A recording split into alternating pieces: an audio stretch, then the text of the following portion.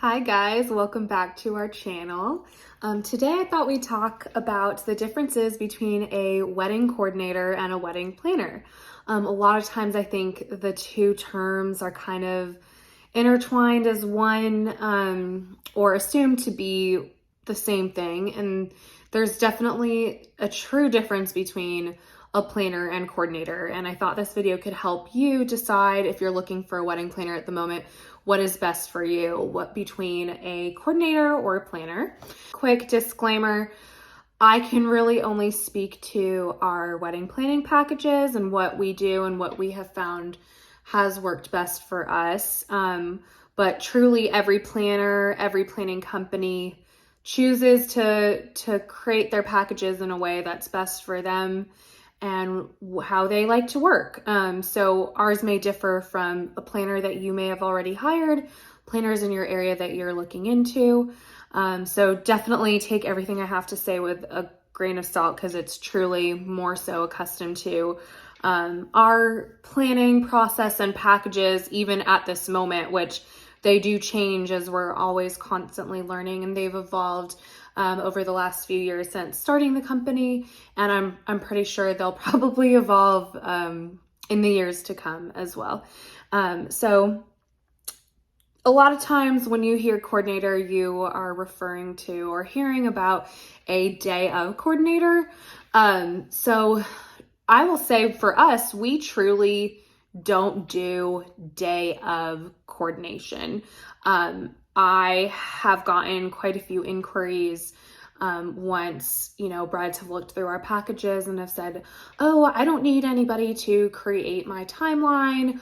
I want to organize all the little details, that month of, and I'll put my timeline together and I just want you to show up and set everything up and run the show. I have never agreed to doing that. Personally, I wouldn't feel comfortable going in blindly like that and knowing that everything's gonna go according to plan. That's probably not even the right words to use because wedding days are so fluid and there's always changes. And I think a lot of the job of your planner or coordinator is to be able to maneuver and problem solve on the spot. But with all that said, there's truly a process to making the timeline. Considering all of your vendors' hours, your photographer hours, are you doing a first look? What's the lighting, timing, and situation?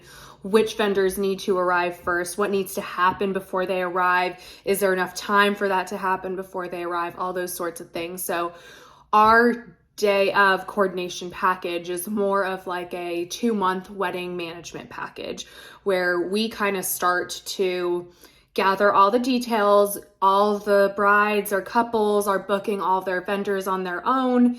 They're kind of handing over those contracts if they're comfortable with it and information so that we can start looking through it and putting together the timeline from there.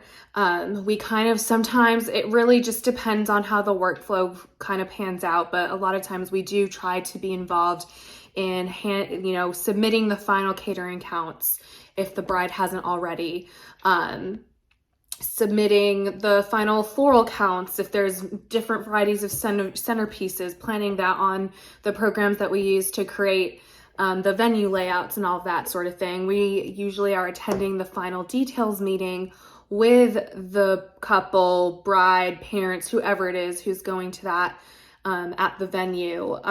We kind of pretty much take over most of the logistical things from that 8-week period on. So that kind of is more so the coordinator aspect of it. There's a lot of other kind of bits and things that we do as part of the coordinating package at all that maybe might not be the norm, but for us, we've found that the more information, the better. The more we are prepared, it feels less like we are essentially cramming for a test and then showing up and hoping that it goes well. So we do definitely like to have a little bit more time to come accustomed, get to communicate a little bit more, all those sorts of things. Communication is truly key, not only with your planner, but with all of your vendors. the more organized, the more you can communicate, the better. So to kind of summarize, the biggest differences between a wedding planner, I would say, at least for us, and a day of coordinator, are being involved in the budget and planning, and kind of managing vendors from the start of the planning process versus taking over in that kind of last month, 2 months or so before the wedding. Regardless of what you end up doing for your wedding, whether it's hiring a professional, day of coordinator, wedding management package, or full planner, or if it's a family friend who's helping in terms of coordinating on the day of, truly communication is key. I can't say that anymore, and in terms of how important it is. Communication is truly, truly key. And know that the day of your wedding is so fluid and things change, and that doesn't mean that that's a bad thing. That's just how it is. That's how it is for everybody. And you want someone there for sure to be able to make decisions on your behalf. When you are busy taking photos or enjoying your day with your friends, you definitely want someone there to be the person answering the questions that are coming from vendors and making the changes that need to happen on the spot. But yeah, that kind of sums up the difference of a coordinator versus a planner. If you have any more questions on this topic, feel free to comment below. But I hope this helped you in terms of figuring out what is best for you in your situation while you're planning your wedding. And we will see you in a video very soon. Bye.